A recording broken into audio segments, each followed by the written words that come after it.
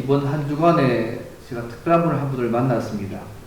교회를 다니지 않는, 교회에서 이제 나온 지 한 2년 정도 교회를 다니지 않는 한 언더교회 집사를 만났는데요. 아버지 사업으로 늘 오랫동안 가난하게 삶을 살았던 이분인데, 또 어머니를 일찍 이어인, 아버지를 일찍 이어인 또 한 자매를 만나서 이제 결혼을 했습니다. 그래서 예수를 믿고 나면 뭔가 내 삶의 이 평생의 가난과 어려움들을 극복하다 소망하고 늘 삶을 쭉 살아왔습니다. 그리고 신앙생활도 열심히 참 잘했고 최선을 다했다고 합니다. 그런데 이제 최근에 이제 아내 장모님이죠.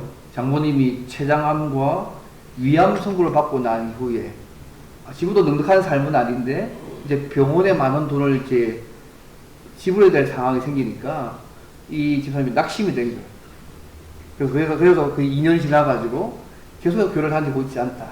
그러니까 그분의 논리가 뭐냐면, 내가 하나님을 의지하고 믿고 내가 신앙생활을 잘 하고 있는데 하나님은 내 문제를 전혀 해결하지도 않고 점점 더 나아지는 상황보다 점점 더 나빠지는 상황이 되어져 가니까 내가 이 하나님도 신뢰하지 못하겠다.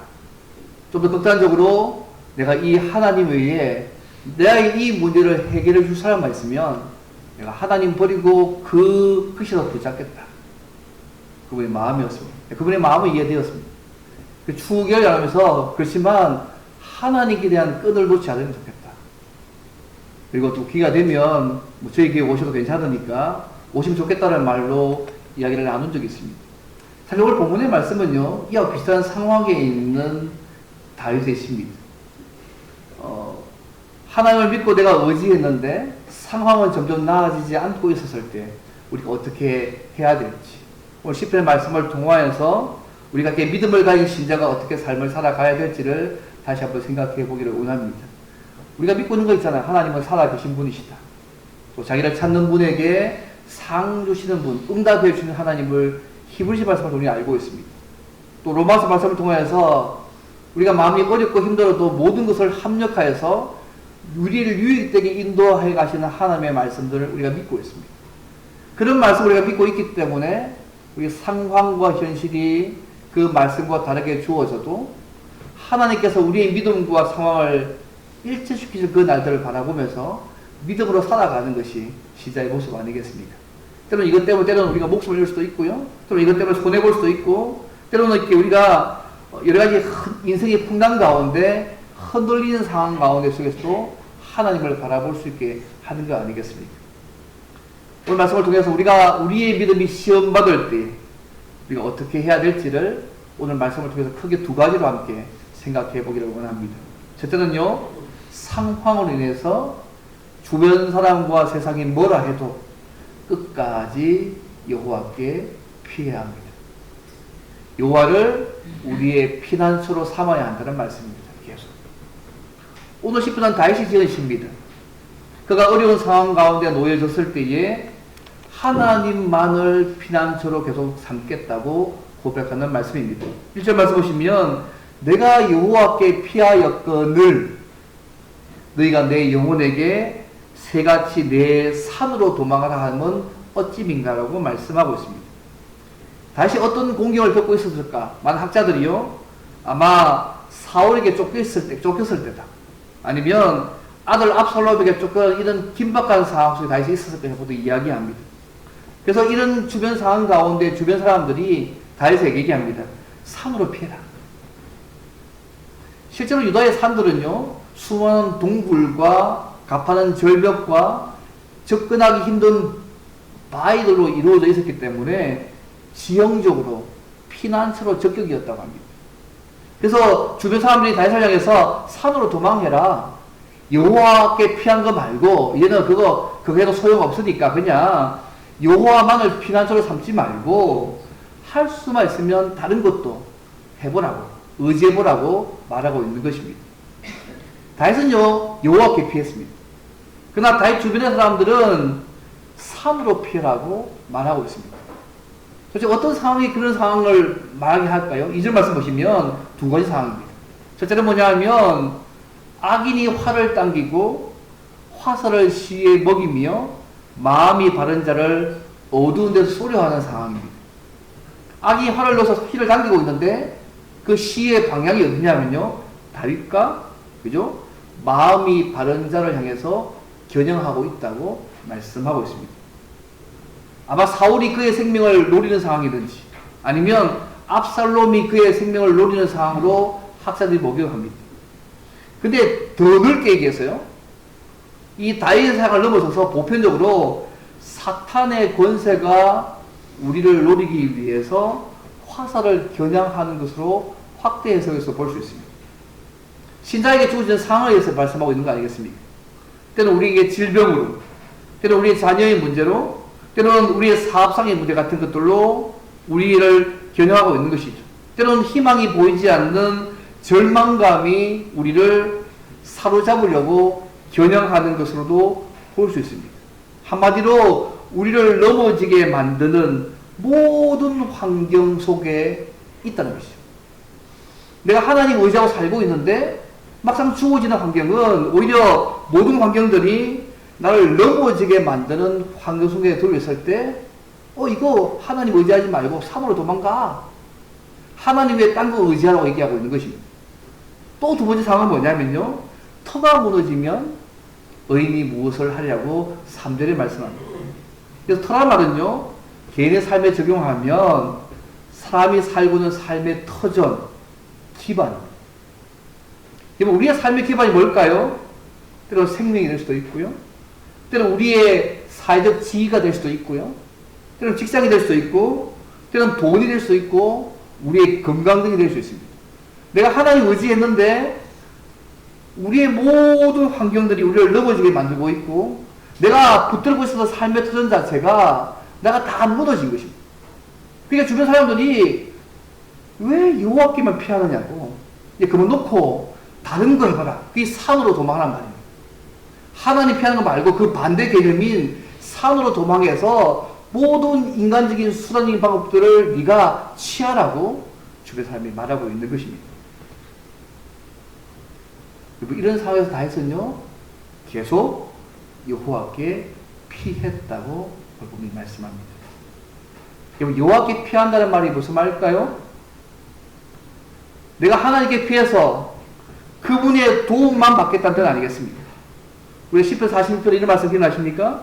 하나님은 우리의 피난처시요 힘이시니 환난 중에 반드시 꼭 만날 큰 도움이시라고 시편에서 말씀하고 있지 않습니까?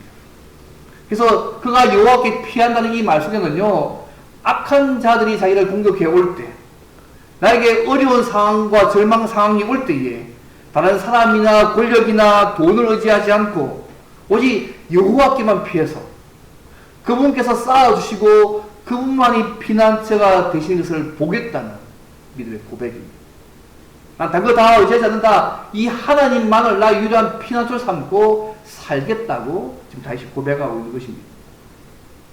때문에 여호와께 피하는 모습은요, 우리의 삶 가운데 하나님 약속 붙잡고 계속 기도하는 것으로 나타날 수도 있습니다. 그러면 여호와가 어떤 말이죠? 약속을 지키시는 언약의 하나님이 여호와잖아요. 야훼잖아요. 그러니까 내가 한번 약속하신 거 지키고 가신 그 여호와를 나의 피난처로 삼겠다는 그 말은 뭐냐면, 때로는 이 여호와께 피한다는 말은요, 하나님 약속 붙잡고 내가 계속 기도하는 모습으로도 붙잡을 수 있고요, 때로는 당장 상황이, 환경이 달라지지 않는다 할지라도 하나님 말씀 붙잡고 말씀 따라서 의롭고 정직하게 살아가는 삶으로도 나타날 수 있습니다. 그게 여호와께 피하는 모습입니다. 다윗은요, 상황이 달라져 있지, 상황이 내가 여호와께 의지했는데도 불구하고 상황이 점점점 나빠지는 이 상황 가운데 자기는 계속 여호와만 의지하겠다. 계속 여호와께만 피하고 여호와만을 나의 피난처로 삼겠다고 고백하고 있다는 사실을 기억하면 좋겠습니다. 근데 다윗 주변 사람들은요, 그가 신하들이 될 수도 있고 친구도 될 수 있고 어쩌면 가족 가운데 한 사람이 될 수 있겠지만, 그들의 시각들은 상황의 긴급성을 설명하면서 산으로 피하라고 말했다는 것을 기억하면 좋겠습니다. 산으로 피한다는 말은요, 여호와께 피한다는 말의 반대 말입니다. 이제는 하나님의 보호를 받겠다는 그 믿음의 반대 표현인 소위 세상에 속한 어떤 행동들을 하겠다고, 사람들이 옆에 주변에서 공고하는 것입니다. 지금의 상황을 보라는 것이죠. 지금 악인들이 화를 너희에게 우리에게 겨누고 있다. 생명을 잃을 상황이다. 사회적 지위를 잃어버릴 상황이다. 뭐 직장을 잃어버리든지 건강을 잃어버리든지 다 잃어버릴 상황인데 여호와께 피해서 기도하는 거 무슨 의미가 있느냐? 말씀 따라서 정직하게 살아가는 거 무슨 소용이 있느냐고 주변 사람들이 말하고 있는 것입니다. 사물을 피하라. 다윗 주변에 있었던 사람들은요, 현실적인 상황을 예로 들면서 산으로 피할 것을 말하고 있습니다. 이번 다윗이 들은 이야기가 오늘 우리의 삶 가운데도 많이 듣는 이야기 아닙니까? 네가 하나님 쭉 계속 의지하고 살고 있는데 결과가 어떻게 됐냐? 결과가 뭐냐? 달라지고 없지 않느냐? 하나님 정말 너를 도우신 거 맞느냐? 하나님 아닌 다른 것을 의지하기 더 낫지 않느냐? 하나님만 의지하지 말고 때로는 물질이나 사람이나 어떤 사람의 어떤 힘이나 지혜들을 더 의지하는 것 더 현실을 더 맞지 않느냐? 그렇게 말하고 있지 않습니까? 하지만 중요한 것은요, 상황이 아니고요, 모든 상황을 승리하시는 하나님께 우리의 모든 문제가 달려있다는 것을 믿는 것입니다. 우리는 어떤 상황 속에서 이런 하나님을 바라보는 믿음의 눈을 가지게 해달라고 성령의 도우심을 구해야 됩니다. 혹자들이 얘기하더라고요. 우리가 하나님을 신뢰할 때가 언제일까? 우리가 하나님을 신뢰할 때가 언제일까요? 모든 일이 잘 풀려갈 때 신뢰하지 않습니다. 오히려 인생의 파도가 거품을 일으키며 높이 솟을 때, 먹구름이 하늘을 뒤덮을 때, 하나님께 도와달라는 그 기도가 기나긴 외침이 될 때, 응답이 안 되고, 내가 혼자가 되어졌을 때, 의지가 되는 모든 것들이 다 사라지고, 오직 하나님만 남았을 그때가 하나님을 신뢰해야 될 때라고 누가 얘기하더라고요. 고통과 위기의 상황이 오히려 절망하고 실망하고 넘어지는 상황이 아니라 오히려 그 하나님만을 신뢰할 때라고 말하는 거 아니겠습니까?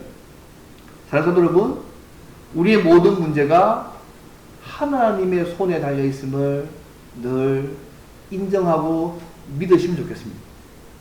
때로는 하나님께 피하는 삶을 사는 우리에게 현실적으로 해결되지 않는 상황을 말하면서 야, 하나님 외에 다른 것, 때로는 돈을, 때로는 사람을, 아니면 다른 종교를, 다른 무엇을 의지하라고 사람들이 말할 수 있습니다. 그러나 어떤 상황에서도 끝까지 하나님께만 피하는, 하나님만을 피난처로 삼는 믿음의 삶들을 살아가시기를 바랍니다. 때로는 하나님께 피하는 삶은요, 하나님 약속 붙잡고 계속 기도하는 삶으로 나타나고 인내하는 삶으로 나타날 수도 있습니다. 때로는 분명한 결과가 없는 것처럼 보여도 하나님 말씀 붙잡고 때로는 의롭고 정직하게 살아가는 삶으로도 나타나기도 합니다. 그래서 상황이 바로 바뀌지 않아도 끝까지 하나님 믿고 기도하고 분명한 결과가 보이지 않아도 말씀을 따라서 붙잡고 의롭고 정직하게 살아가는 모습으로 계속 하나님께 피하는 삶들을 살아가시기 바랍니다. 그러면요, 오늘 말씀처럼 날마다 하나님의 얼굴을 보는, 하나님의 은혜와 능력을 누리게 만드는 은혜들을 우리의 삶 가운데 주실 것입니다. 그런 은혜를 저와도 여러분이 날마다 누려가면 좋겠습니다. 이 첫 번째 모습입니다. 그럼 두 번째로 보면 도대체 무엇 때문에 다윗이 끝까지 계속 여호와께 피하는 삶을 살아갔을까요? 상황은 점점 안 좋아지는데 왜 그가 끝까지 여호와께 피하는 삶을 살았던 이유가 뭘까요? 여호와에 대한, 여호와 하나님에 대한 흔들리지 않는 믿음을 가졌기 때문에. 그래서 우리가 여호와 하나님에 대한 흔들리지 않는 믿음을 가져야 합니다. 이 두 번째입니다. 어떻게 계속 우리가 여호와께 피하는 삶을 살 수 있느냐? 여호와 하나님에 대한 흔들리지 않는 믿음을 계속 가져야 합니다. 어떤 하나님의 믿음을 세 가지 얘기합니다. 첫째는 뭐냐면 함께 하셔서 기도를 들으시고 온 세상과 인생을 통치하시는 하나님으로 그가 첫 번째 믿었습니다. 그게 4절 말씀입니다. 여호와께서는 그의 성전에 계시니 여호와의 보좌는 하늘에 있으며 그의 눈이 인생을 통촉하시고 그의 안목이 그들을 감찰하신다고 말씀합니다. 하나님을요, 다윗은 여호와께서 그의 성전에 계십니다. 이 성전은요, 하나님이 임재하시고 만나주신 장소가 되었습니다. 그분 앞에서 엎드려 기도하는 자들마다 하나님께서 만나주고 은혜 베푸는 장소가 성전이었습니다. 그런데 하나님께서 성전에 계시는 것은 함께 하시고 기도하면 들으시던 말입니다. 그 다음에 뭐라고 말씀합니까? 여호와의 보좌는 하늘에 있다. 하나님 여호와께서 온 우주와 역사를 통치하신다는 말씀입니다. 소위 세상 사람들은 세상을 통치하고 주장하는 힘이요, 어떤 권력을 가진 자, 어떤 돈, 어떤 힘, 다른 무엇이라고 말하지만 다윗은요, 하나님께서 모든 역사를 통치한다고 믿었습니다. 성전에서 우리가 하는 기도를 들으시고 하늘 보좌에서 온 세상을 통치하신 그 하나님께서 우리 인생의 모든 일도 살피시는 분이라고 그가 고백하고 있습니다. 눈꺼풀처럼 세밀하게 우리를 보시고 있는 분이시죠. 여러분 아세요? 우리가 불과 몇십 년 전만 하더라도 우리 조상들이요, 다양한 신들의 세계 속에 살았지 않습니까?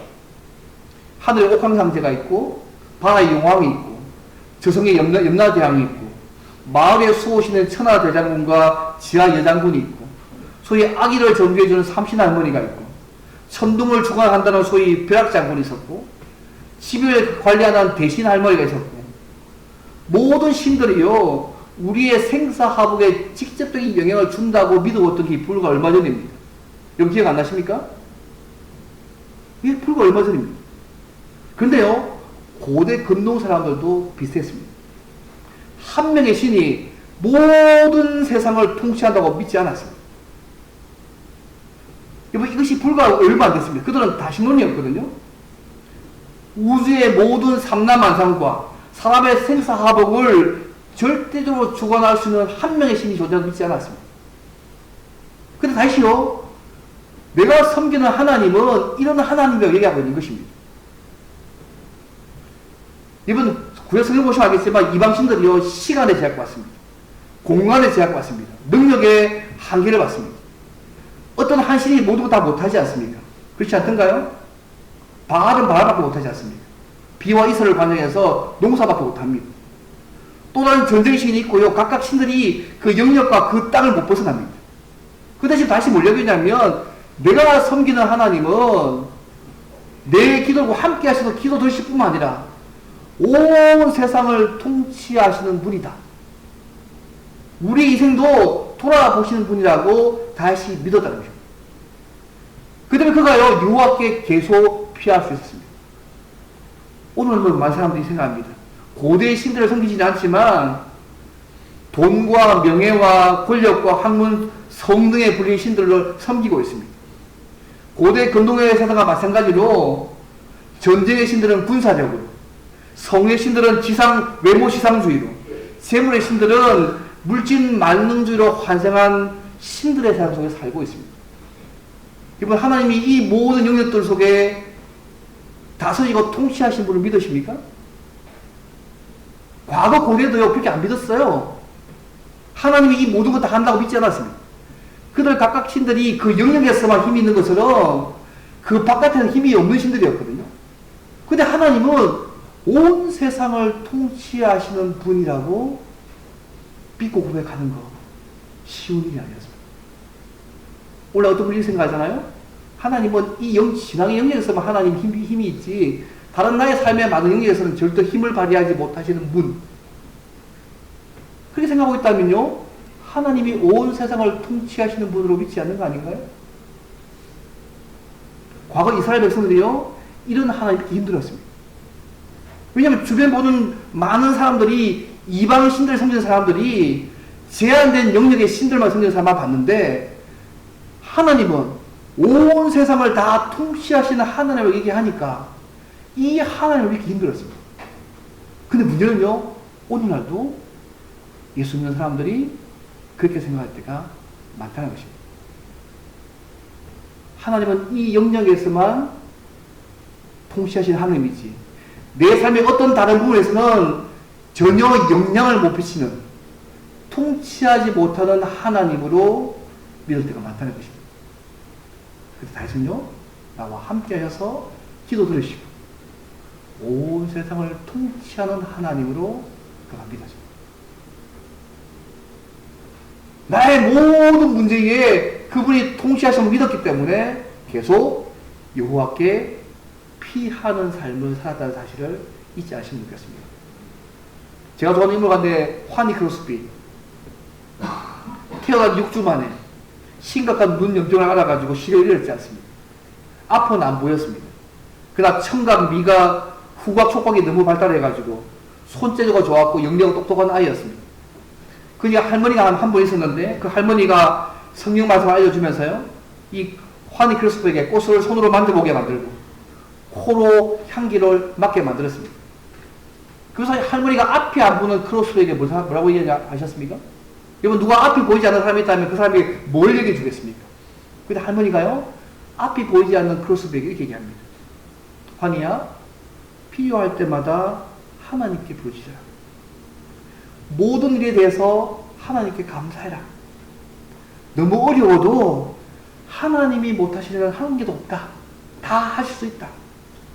너의 필요가 무엇이든지 하나님은 능히 채워 주시는 겁니다. 앞을 못 보는 그 환희 크로스비에게 할머니가 한 말입니다. 오늘 우리가 동일하지 않겠습니까? 이런 할머니의 말들을 붙잡고, 그는요, 말씀 붙잡고, 그죠? 8,000개의 찬송가를 지었고, 그죠? 그 당시 복음 전도자 무디와 함께 미국 전역을 hun대하면서 자신이 경험한 하나님을 수많은 사람들에게 간증으로 찬양을 통해서 전함으로 많은 사람을 주님께 인도했던 삶을 살아갔지 않습니까? 다윗은요, 이런 하나님을 믿었기 때문에 계속 하나님 앞에 피하는 삶을 살 수 있었습니다.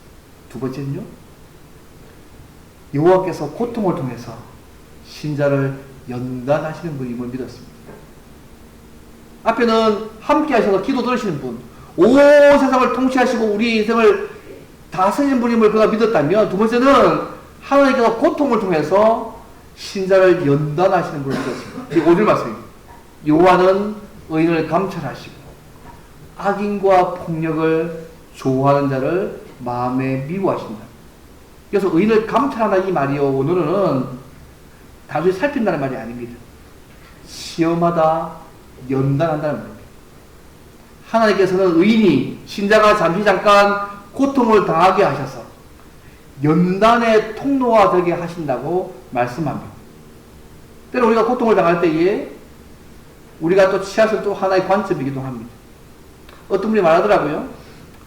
하나님께서 우리에게 약속하신 것은 안전한 착륙이지 평안한 비행은 아니라. 재밌는 말 아닙니까? 하나님께서 우리에게 약속하신 것은 안전한 착륙이지 평안한 비행을 우리에게 약속하지 않으셨다. 인생의 위기가 누구에게나 다 찾아옵니다. 근데 위기가 시간을 따지지 않습니다. 아무 때나 예고 없이 찾아옵니다. 위기는 상황을 따지지 않습니다. 어떤 상황에서도 찾아옵니다. 위기는 대상을 따지지 않습니다. 남녀노소, 빈부귀천, 지위고하를 구분하지 않고 누구에게나 찾아옵니다. 위기는 종류를 따지지 않습니다. 건강의 위기, 사업이나 직장의 위기, 부부관계의 위기, 자녀의 위기, 생명의 위기, 영적인 위기 등등 헤아릴 수 없이 많은 부분으로 찾아옵니다. 다윗은 이것을요, 기가 막힌 웅덩이와 수렁이라고 다윗은 그렇게 고백합니다. 그리고 우리 하나님께서요, 이런 고통과 위기를 통해서 우리를 더 멋진 믿음의 사람으로 연단해 가시는 분이라고 다윗은 믿었다는 것입니다. 상황이 달리는 게 아무것도 없습니다. 점점점 나빠지고 있잖아요. 그렇지만 내가 믿는 이 하나님은 내 고통과 이 위기를 통해서 나를 더 멋지게 연단해서 만들어 가시는 분을 믿었기 때문에 다윗은 계속해서 하나님께, 그죠, 피하는 삶을 살았다고 말씀하고 있습니다. 사랑하는 성도 여러분, 우리가 어떤 고통스러운 현실이 있습니까? 돈의 문제입니까? 자녀의 문제입니까? 건강의 문제입니까? 직장의 문제입니까? 또 다른 문제입니까? 그것을 통해서 하나님이 우리의 삶의 모습들을 멋지게 다듬으시고 더 멋진 믿음의 사람으로 연단해 가시는 과정으로 이해하시면 좋겠습니다. 다윗은 이 사실을 믿었습니다.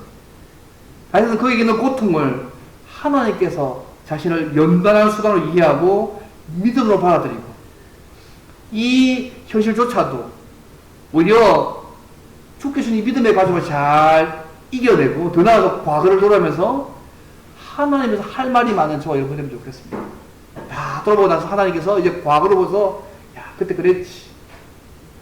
내가 어떤 고통 어려움을 속에서 믿음의 관점으로 바라보셔서 이 고통을 통해서 나를 더 멋지게 만들어주신 하나님을 생각하셔서 다 끝나고 난 이후에 돌아와서 하나님에 대해서 할 말이 많은 저와 여러분 되면 좋겠습니다. 두 번째, 세 번째 다윗은요, 말씀대로 기도하고 정직하게 살아가는 자는 여호와의 얼굴을 볼 것을 믿었습니다. 여호와의 은혜와 능력을 누릴 것을 믿었습니다. 7절 말씀 보십시오. 여호와는 의로우사 의로운 일을 좋아하시나니 정직한 자는 그의 얼굴을 배우려다. 여호와의 얼굴을 본다는 말이 무슨 말일까요? 하나님의 임재와 능력과 그 은혜를 삶 속에서 누리게 하신다는 것입니다. 다시 하나님은 의로우시고 의를 사랑하는 분이시고, 동시에 의를 행하는 자를 말씀 따라서 정직하게 의를 행하는 자를 만나주시고 은혜를 베풀어 주시는 분임을 그는 믿었습니다. 오늘 우리 하나님 똑같은 분 아닙니까? 의로우신 분이시고 말씀 따라서 의롭게 정직하게 하는 자를 은혜 주신 분을 안다면 하나님을 섬기고 그분이 기뻐하신 대로 살아가는 삶들을 살아가야 안 되겠습니다. 제가 좋아하는 인물 가운데 프랭크 루악이라는 선교사가 있습니다. 1884년생인데요. 필리핀 남부 민다나오 섬의 이슬람교도에게 사역했던 인물입니다. 근데 이분이요, 45세가 될 때까지 신앙생활에 만족을 느끼지 못했습니다. 선교사인데. 그것도 필리핀의 민다나오에서 그 이슬람이 강한 그 지에 가서 선교 사역을 하고 있는데 45년 동안 신앙생활에 만족을 못 느낀 거예요. 정말 하나님께서 정말 우리의 모든 삶에 함께 하실까? 순간순간 하나님의 임재 가운데 사는 거 정말 가능할까? 이게 늘 갈등했습니다. 그래서 그가 1930년대에 믿음의 시험을 시작합니다. 매 분마다 하나님을 바라보고 하나님께서 인도해 주시기를 기다리는 그 믿음의 시험을 합니다. 그리고 그 과정을 매일 일기로 썼습니다. 그것이요, 프랭크 루박의 편지, 저희 교회 뒤에 있습니다. 근데 그 일기 가운데 한 부분, 이런 부분이 있습니다. 내가 설교 부른 찬송가가 하나 있다. 구주와 함께 나 죽었으니 구주와 함께 나 살았다. 영광의 그 날에 이르도록 언제나 주만 바라봅니다. 근데 나는 이 찬송을 너무너무 좋아했는데 이 찬송의 내용대로 실천해 본 적 한 번도 없다는 거예요. 바로 이것이 내가 지금 마음을 다해서 찾기 원하는 것이라고 고백했습니다. 여러분 어떠세요? 그가 덧붙여 말하기를 돈도 칭찬도 업적도 가난도 박해도 세월이 가면 다 잊혀질 것인 분들인데 그가 지속적으로 주님을 바라보면서 순종할 때에 얻게 된 주님과의 친밀함은 영원한 생명이라고 그가 고백했습니다. 사랑하는 여러분, 어느 현실로 인해서 하나님께 대한 우리의 믿음이 약해져도 사람들이 뭐라고 얘기해도 계속 하나님께 피하는 삶, 하나님만을 우리의 피난처로 삼는 삶을 살아가는 저와 여러분이 되기를 바랍니다. 이런 삶을 살기 위해서는 하나님께 대한 흔들리지 않는 믿음이 필요합니다. 하나님이 우리와 함께 하셔서 우리의 기도를 들으시고 온 세상과 우리 인생을 통치하시는 분임을 믿으시기를 바랍니다. 그리고 하나님이 세상에서 잠깐 고통을 주시지만 그 고통을 통해서 우리 신자들을 연단하시는 분임을 믿으시기를 바랍니다.